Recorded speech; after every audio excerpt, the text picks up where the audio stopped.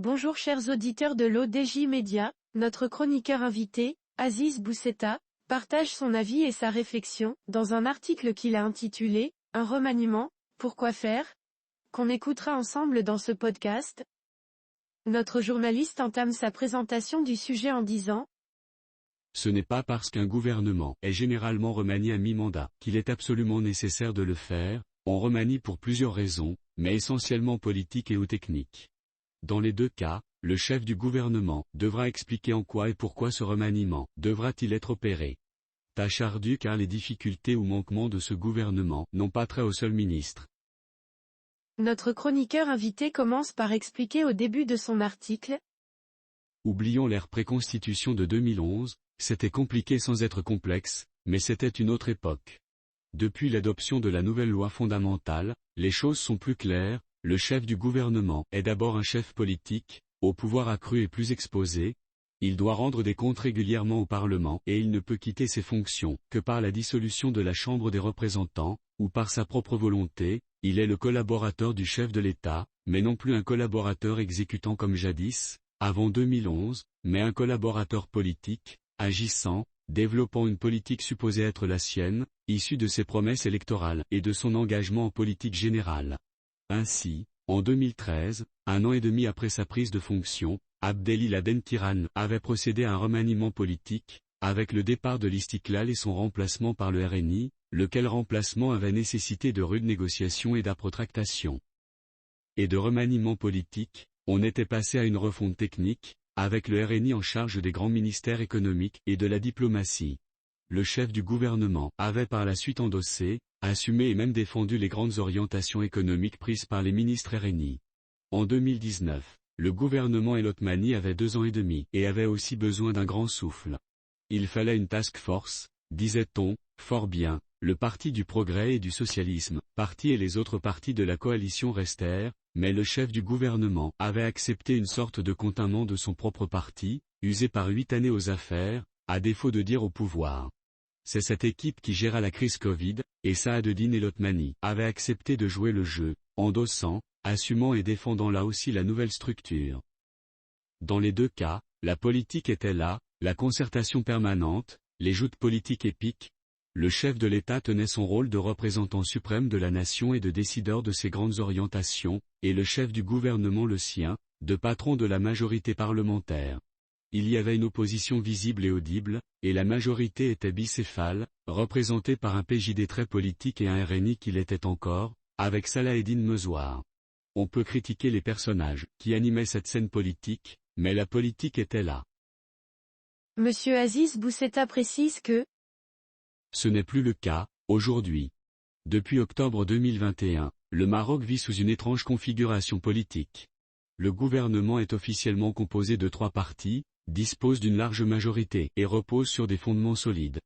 Dans la réalité, nous avons un gouvernement de technocrates, exécutant jusqu'au bout des ongles, et divisé en 3 groupes, les ministres de souveraineté, apolitiques, pour les postes régaliens, les ministres dits politiques, récemment peints en couleur de leur parti actuel, qui peuvent changer, à la demande, et une poignée de ministres véritablement politiques.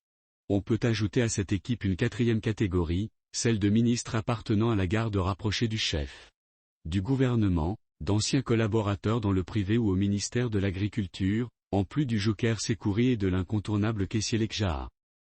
Écoutez les podcasts de Aziz Bousseta et, hors de la première catégorie, tous sont sévèrement et de plus en plus étroitement encadrés, souvent recadrés, par leur chef Aziz Akanouche qui, lui, agit plus en capitaine d'industrie habitué à commander et peu ouvert à la critique et très peu enclin à l'autocritique.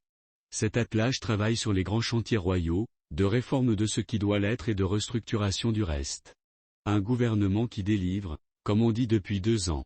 Alors pourquoi remanier une équipe qui délivre, à défaut de gagner, et dans le cas où on insiste pour le faire, quoi est qui changer ? Il est difficile de changer le statut RNI, PAM, Istiklal, sans laquelle le RNI, bien qu'électoralement fort, ne peut rien, et même en se souvenant qu'un an avec les élections, PAM et Istiklal étaient de féroces pourfendeurs du RNI, avec le parti du progrès et du socialisme.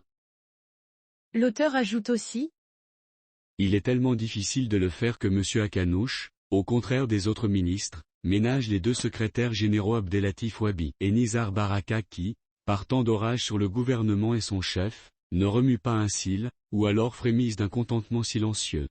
Selon des rumeurs et ou fuites, toujours savamment distillées, il serait question de changer pour changer, mais en maintenant, voire en renforçant, les membres du clan du chef du gouvernement. Or, que reproche-t-on à cette équipe, et surtout à son chef? La voracité institutionnelle de M. Akanouche, à travers sa propension à accaparer et même s'emparer des réalisations des ministres, à désavouer certains, à compliquer la tâche à d'autres. On lui reproche également son épouvantable manque de communication, alors même qu'un chef de gouvernement, sous la nouvelle constitution, est d'abord un chef politique qui doit parler, expliquer son action, décortiquer ses actes, et pas seulement soliloquer sur les chiffres et les milliards. On peut aussi quereller M. Akanouche sur une certaine lenteur à mettre en musique les partitions royales, comme sur la réforme de la Moudawana, qui lui a valu une lettre de rappel du souverain, ou encore sur la situation des Marocains du monde, et enfin sur les nécessaires et primordiales politiques de souveraineté énergétique, sanitaire et alimentaire réclamées par le chef de l'État, sans compter son silence sur la réflexion pour la mise en place des grandes orientations géopolitiques et géostratégiques dessinées par le roi, essentiellement en Afrique et où si peu de ministres se rendent. L'auteur termine son article en ces termes. Enfin, le chef du gouvernement prête le flanc à des soupçons de conflit d'intérêts et de défense d'intérêts claniques et sectoriels. Il a certes démissionné de tous ses mandats entrepreneuriaux mais que voulez-vous, chasser le matériel, il en restera toujours quelque chose. En un mot, le Maroc dispose d'un chef de gouvernement omniscient, omnipotent et omniprésent, comme tous les autres grands milliardaires ayant des responsabilités politiques dans le monde, messieurs Trump, Berlusconi, Pinera, Hariri, un chef qui communique très peu, au contraire de ses dirigeants nantis, et qui ne dispose pas d'une véritable vision politique ou géopolitique, si nécessaire à sa fonction. Il fait tout, mais au détriment de la si nécessaire politique, voulue par et dans la Constitution. Alors, puisqu'il est impossible de procéder à un changement à la tête du gouvernement, pourquoi remanier? Rédigé par Aziz Bousseta.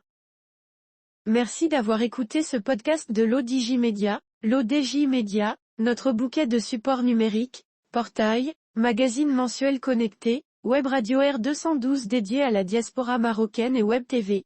N'oubliez pas de télécharger notre application l'ODJ Mobile sur Play Store et de vous abonner à notre chaîne YouTube l'ODJ TV. Alors, on se dit au prochain podcast de nos chroniqueurs invités, et à très bientôt.